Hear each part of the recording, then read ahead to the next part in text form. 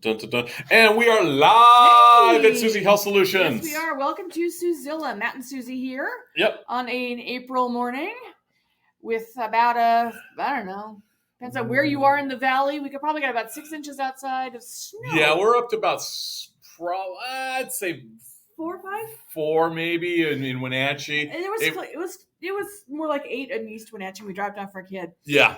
It was snowy. It was snowy here, and it's April 14th. Which is unusual. We don't normally see snow of any volume this late in the season. Yeah, but it was kind of be expected because it was in the forecast. Yes, but it's still unusual for our area. Yeah. I mean, we shouldn't be too surprised by it if we're paying attention to the weather.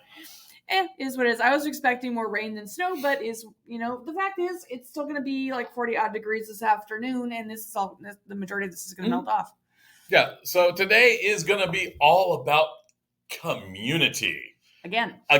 We talk about community quite a bit. We do, which is kind of really strange for us capitalistic pig dogs that run a small family business. Because we really are business focused. However, it's not necessarily about the bottom line. No, it really is. At least not without us. I mean, it is for some people, but not for us because we're weird. I don't know if we're weird. Or if that's the business model, because you see it on Shark Tank a lot. That's true. They build in a community give back component. Yeah, Bombas socks is one of the most common, and there's a shoes that when Tom's shoes do that as they used to, but the theory is you buy a pair, give a pair kind of situation. Yeah, that sort of community component is built in when you go to like the Adam Smith version of capitalism. Yes. So it's very important to have that in that aspect of sharing with community, taking care of your workers, paying them wages so they're not, on welfare, food stamps, despite the fact they're working full time. Yeah. Thank you, Walmart. And it was on one of my Twitter feeds for podcasts, and one of the hosts mentioned that hey, y'all ain't doing it for yourselves. Who's your audience? You lost me there for a second. Okay, who's y'all? Podcasters. Okay. You're not there speaking into the void. Some of them are. Let's be honest. The worst. The goal is to not speak. The goal is to not. The goal is to have in conversations that are valid to share with your community. Yes. And that was the point. And I laughed at insurance agent because literally anytime you get around an insurance agent, the hidden secret of the insurance agent is the worst customers are friends and family. No, that's absolutely true. Now it's funny because when you start training with, if you go training with an agency, the big guns, they're gonna say, talk to your friends and family first. They're your first sales. First sales will be your friends and family. Yeah, they're your worst clients. They're your worst clients. They're the first ones to leave. Yeah, they're the first ones to be over demanding. I think in reality, it's the shakedown cruise. It's your pressure test. Something to be said for that. Yeah, someone's been watching Bar Rescue. Yeah, we've been watching it. But farmers, they always do the 100 friends and family. If you get on the farmers program, assuming you have 100 friends and family. Yeah, but that's one of the more amusing things because you really can't build any sort of business that's just for your friends and family. Not if you expect it to grow. Yeah. Mechanics, strangers. Yeah. Strangers will show up. I need to fix my car. Okay. But yeah, it's you'll make friends along the way with customers, which is great. Which is awesome. But your it's part of being part of a community. The business interactions part of being in a community. Yes. Which kind of leaves us to the second one, which really brought this to the day. Okay, so you're talking about our local city police clearing out a homeless encampment. Yes. Okay, we had a pretty good sized homeless encampment on one of our city streets, one of the less used side streets. Mm-hmm. And unfortunately, it had sort of lodged out into the street quite thoroughly.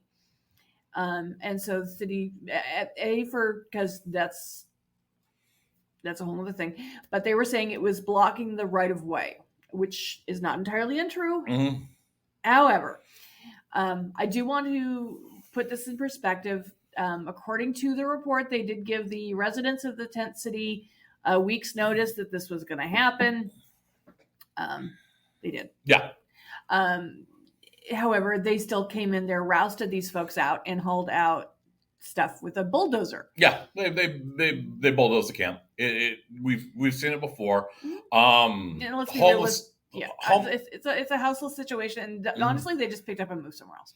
Yeah, and it's kind of a shame because this occurred before our massive snowfall. Yeah, it literally the day before we had because it snowed yesterday. Yeah, and I imagine overnight for these folks was rough, especially if any of them lost their tents, which is possible. Yeah, we don't really know. The pictures were very carefully curated by the police department. Yeah, but they proudly went up and did the hey, let's post our bulldozing effort on April 12th at 10:49 a.m. and then the comments came in. And it's hard to read the comments on Facebook. It really is. Sometimes I just actively have to tell myself, do not read the comments because it will piss me off. Excuse the language, but it's more accurate. Now I'm going to tell you something you don't know. Don't read the names, Matt. Okay. I won't. If they're listening, they're going to know who they are. Well, yeah, it's one of those ones like I said, go to Wenatchee Police Department, April 12th. You can look it up. It's public. It's out there public. It's public, and we're going down, and it was I guess better late than never that our community is finally taking a stand. It's unfortunate that so many people are in this situation.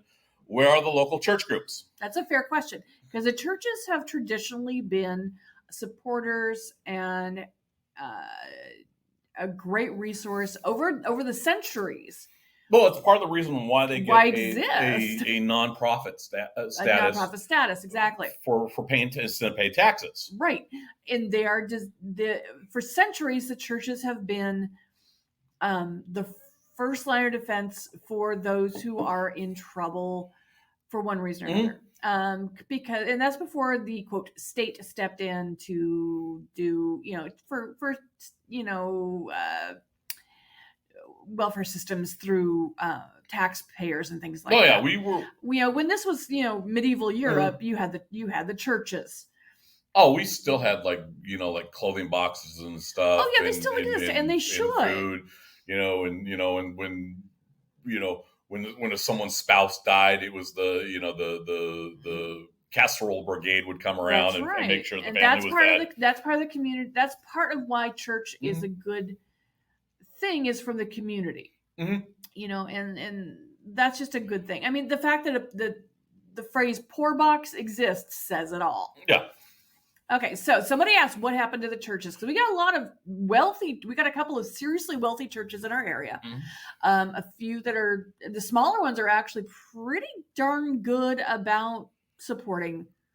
Yeah, there's a couple. We do have the Lighthouse Mission is a good example. Lighthouse Ministries is a good one, but that's not officially they're churchy, but they're not a church per se. Yeah, I'm not quite sure how their funding structure. I don't. Powerhouse Ministries is another one that does a shelter on the other side. That's right. And that's again not necessarily a specific church, but very a Christian based process. Our Catholic Church does a lot of outreach. We've got all of Catholic Family Charities going on. Yeah, and that's actually run with the under. I can't think of the diocese. Yakima. We're at the Yakima Yeah, Diocese. yeah. And then we've got a lot of Protestant churches and the Unitarians, and we have a lack of Jews. So probably I don't think we have any synagogues that are doing anything. But that's a good example. Yeah. But the response to this question from one of the folks who is a member of one of our local mega churches. I don't know if it's a mega church. Was it a mega church? It's that one. It wants to be a mega church. It's a one. It wants to be a mega church. It's the wife of a pastor, so they are connected. I'm looking them up. And she goes on to say, the church is created by the people who attend church. That requires people to give their money, time, and talent. Do you attend a church? If so, this will require you to help pay for the needs of the homeless. Give your time and assist the homeless, and many talents that you would have be required to assist the homeless. For instance, if you're a dentist, you would be required to assist homeless and free dental work. Sounds wonderful, doesn't it? If you own a car dealership, you would need to give the homeless a car. If you are an owner of a restaurant, you need to feed the homeless for free. Sounds wonderful as well. Now, if you labor for a company and work 40 plus hours a week, then when you're done working for the week, you would give up your free time and to rest so you could volunteer your time and serve the homelessness. Instead of eating out with friends and family, you could take that money and buy the homeless something to eat instead. Sounds good to me. How about that, church? You just solved the whole problem. And okay, what this person is saying is primarily churches for the people who you can't have their services unless you're a member of their church. It's a private club. It's a private club. And that is not a Christian attitude. It's not the way Christianity is designed. Well, I don't know what that is. No, I don't know either. Because it's not a business. Because businesses, we do outreach. It's not a nonprofit because you do outreach. Oh, but they're not. Yeah, exactly. Well, they're not actually a nonprofit, but I mean, they don't do nonprofit things, but they're behaving but they don't have to pay taxes. Yeah, and it's like, what kind of member of our community are they? Yeah. Well, they're spreading the word of they're No, they're not. They're not spreading the word. I know, that's the problem. They're not walking the walk. They're talking the talk. They're not walking the walk. But yeah, this and during Easter time. Yeah, it's during Easter. Because Easter is this weekend. Uh-huh. It's one of the most holy times of the year for the Christians. Mm-hmm. And that was one of the coldest things I've read in a really freaking long time. Yeah. To give you a little bit of perspective, because they mention, hey, you should donate your time and services. For the last decade, we're going on a decade. It'll be a decade this year. Uh-huh. Between 1.25% of our clients, we've received zero funds for. Mm-hmm. It's one of the things that we do. We don't get commissions for everybody, and we've never shirked that. It's one of those things. It's one of those things. It's in our mandate. We let nobody doesn't at least get our effort. Yeah. We don't always succeed. We know this, but we always at least try, and we always treat everybody that crosses our threshold, even if we don't like them, with respect and dignity. Yeah, they'll never know we don't like them. But I was like looking at it, it's like I can't imagine setting up a business in this manner because hey, doing one of those 1% clubs, motorcycle, private clubs, you still have initiates and new members. You still go out and you still serve the community. Yeah. It's even okay. Service clubs are service clubs.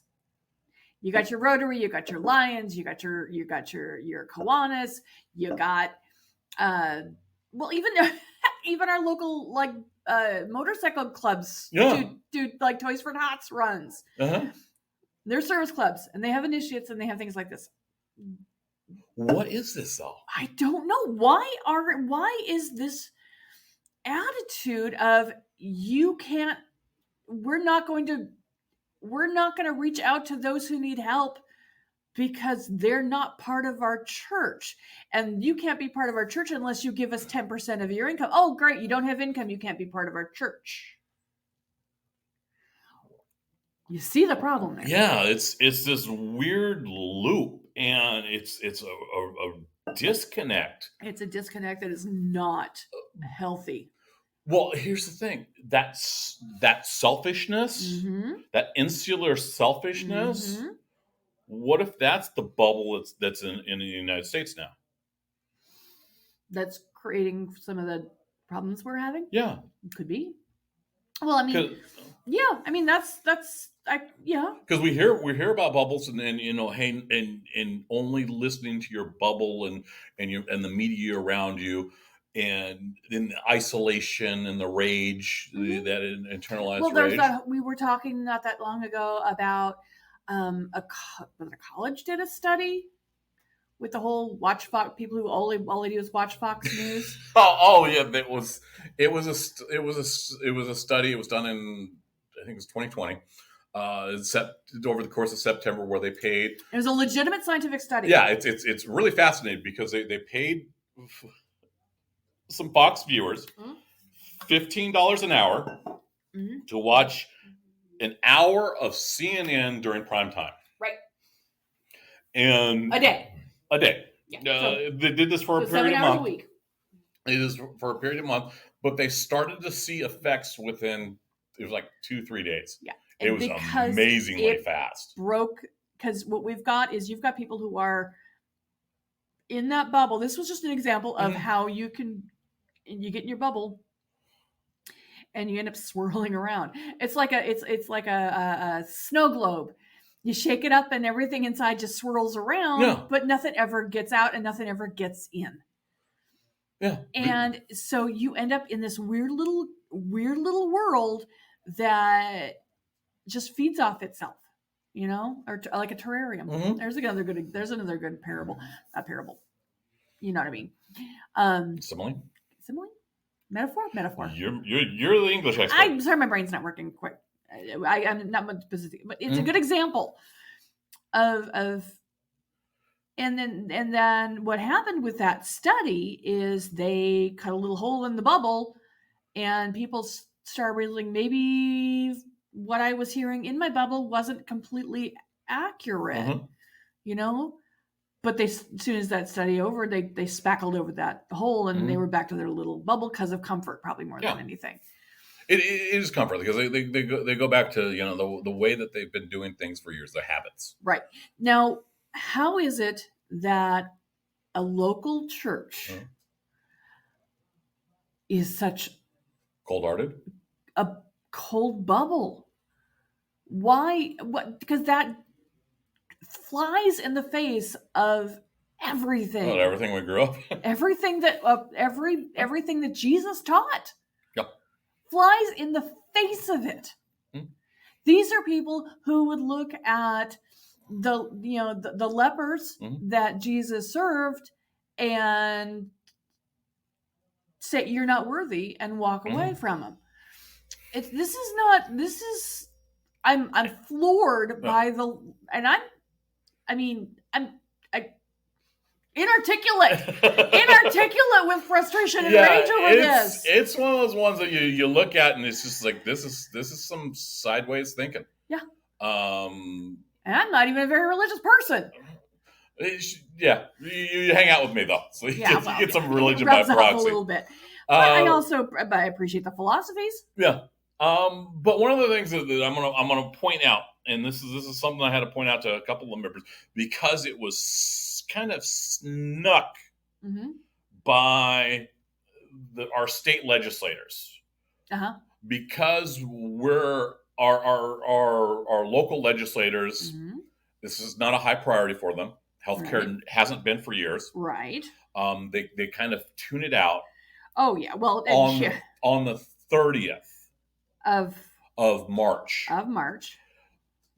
Our Washington state legislators passed a law for Apple Health and housing. They connected them.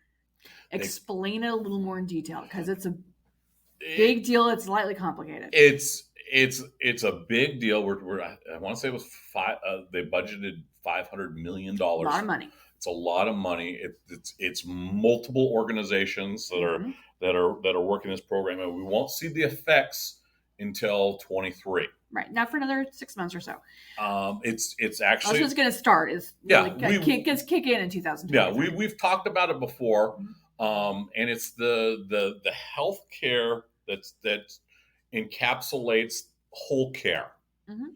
And this is they recognize that, hey, it's really hard to heal from a problem if you don't know where you're going to live. And that's one of the things that was addressed very dramatically in this 200 plus comment thread. Mhm.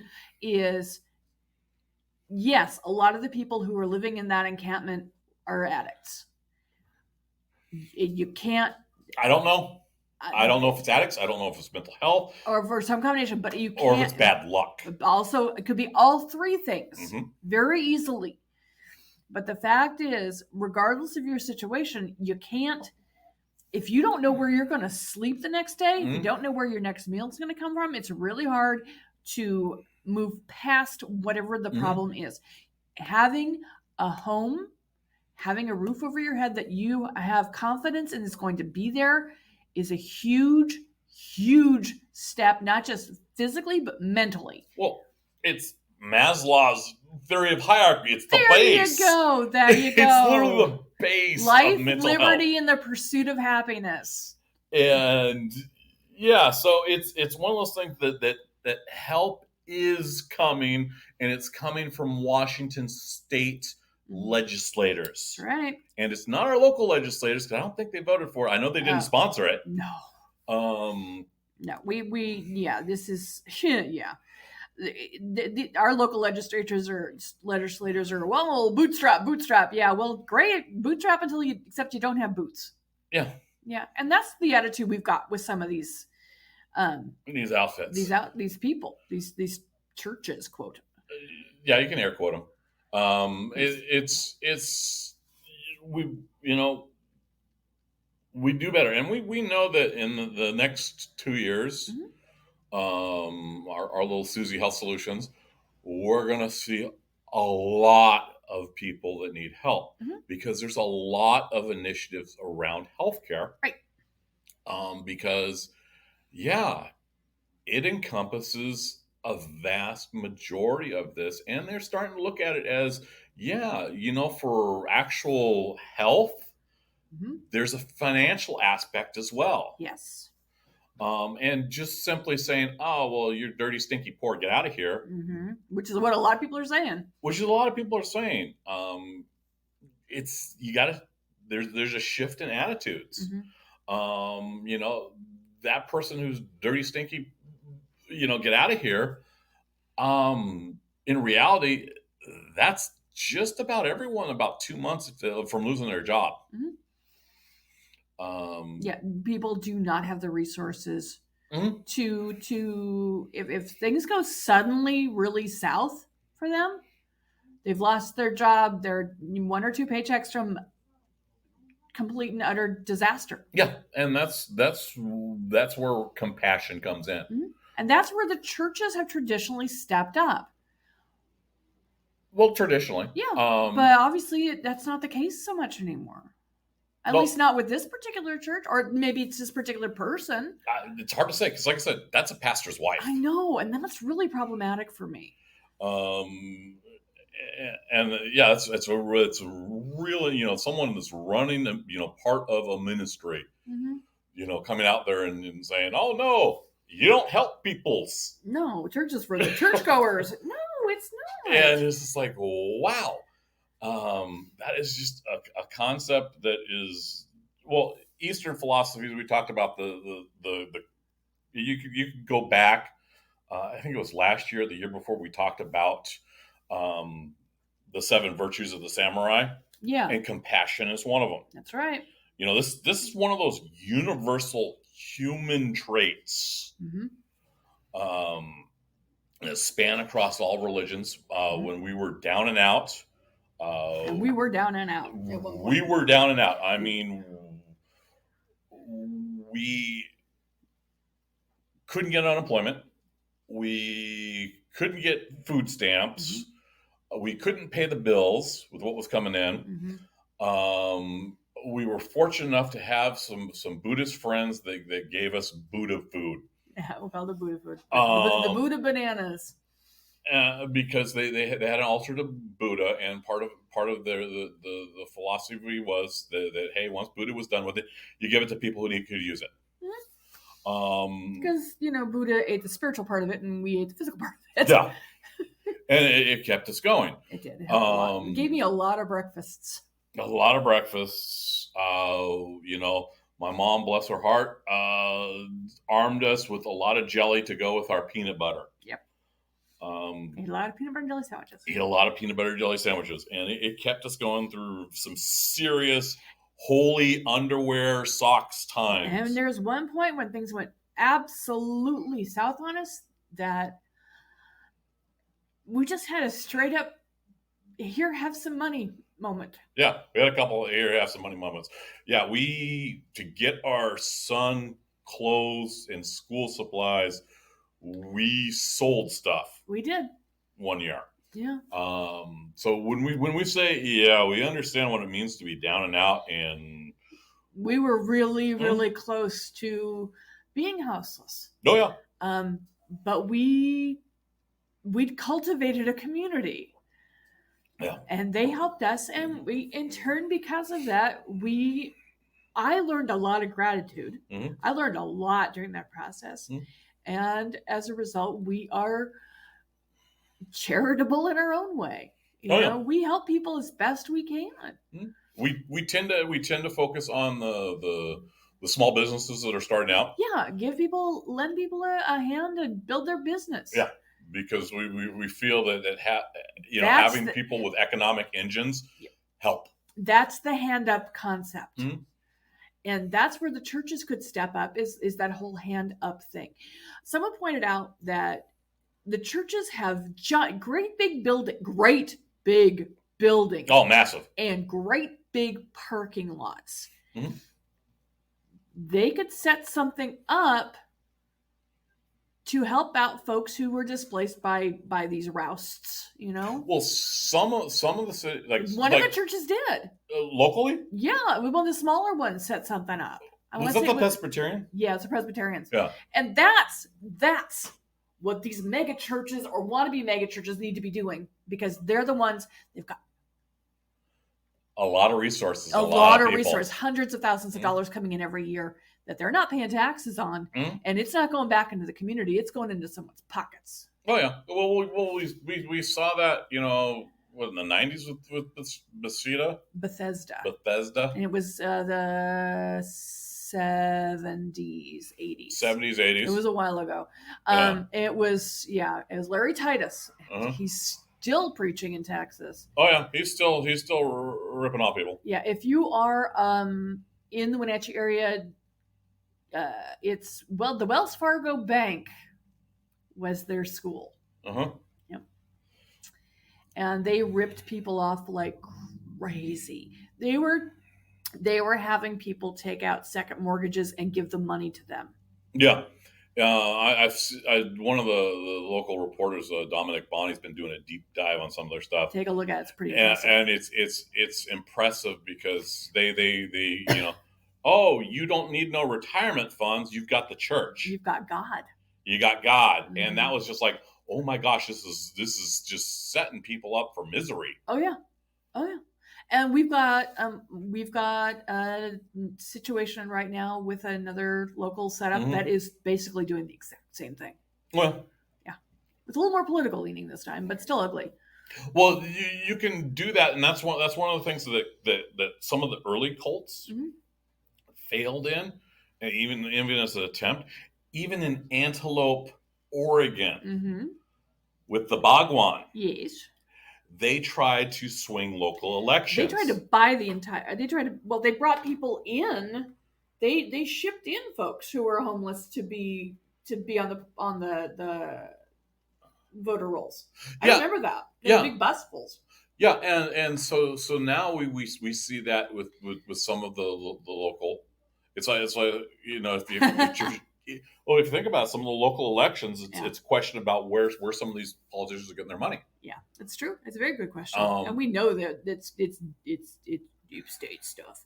We've got to be close to running out of we time. are actually out of time. So, hey, use compassion out there. Be compassionate. Uh-huh. Don't be a jerk. Straight up. And yeah, if you see someone being, it's like, hey, lend a hand when you can. Yeah. You don't have to be this cold-hearted ice queen. No. Like, we got enough snow out there. Yeah, it's for a April afternoon. All right. So hey, have a great day. Have a great day. Do something nice for yourself. Do something nice for someone else. Enjoy your Thursday. Yep, because everything is about community. That's correct. Adios.